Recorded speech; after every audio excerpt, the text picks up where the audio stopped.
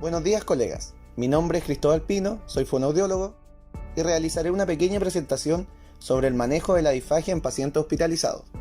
Bueno, para comenzar tenemos que tener en cuenta que la base de todo esto es la deglución.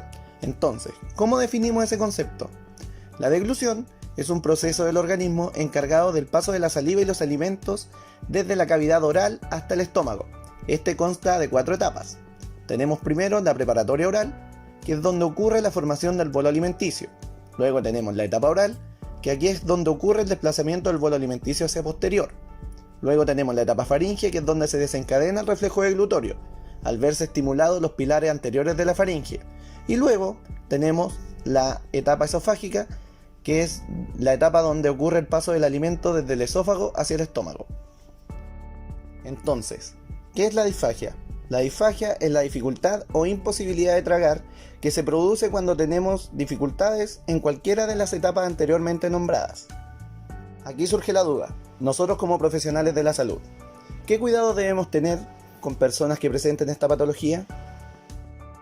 Primero que todo, debemos tener en cuenta las consistencias que puede ingerir el paciente, debido a que si se encuentra con algún tipo de restricción, es de vital importancia respetar las indicaciones que estén redactadas en la ficha clínica, debido al riesgo de aspiración que puede presentar el paciente.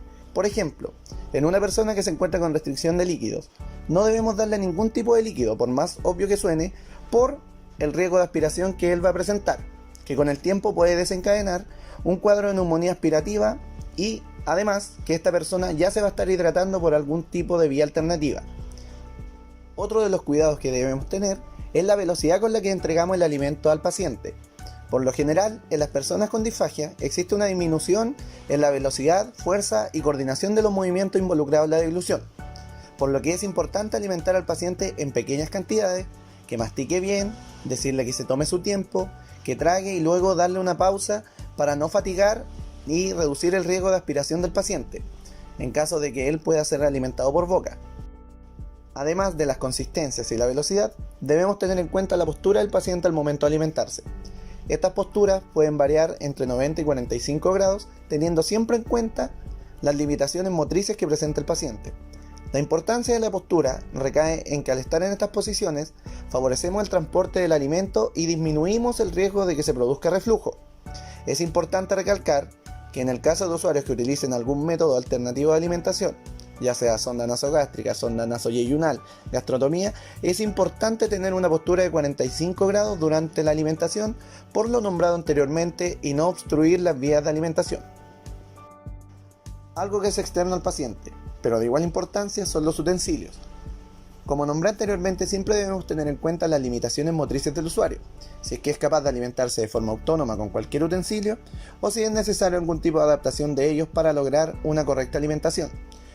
Por ejemplo, si una persona no es capaz de levantar el vaso, ¿qué debemos hacer? Podremos buscar algún tipo de estrategia o utilizar otro utensilio que podría ser una bombilla, y así podríamos realizar una correcta alimentación.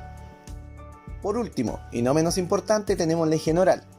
Este punto lo quiero comenzar con una pregunta. En el caso de que el paciente presente disfagia, ¿debemos realizar un enjuague bucal? Recordemos que existe una alteración en el proceso deglutorio, por lo que introducir agua dentro de la cavidad oral existe la posibilidad de que el paciente produzca clínica aspirativa, por lo que se recomienda que con el uso de gasas y pinzas retirar secreciones secas y humedecer las mucosas para no poner en riesgo la salud del paciente. Finalmente, y a modo de conclusión, en base a todo lo que hemos hablado, es importante el trabajo en conjunto de todos los profesionales de la salud para lograr un adecuado manejo del paciente con disfagia y así no poner en riesgo la integridad de la persona. Muchas gracias.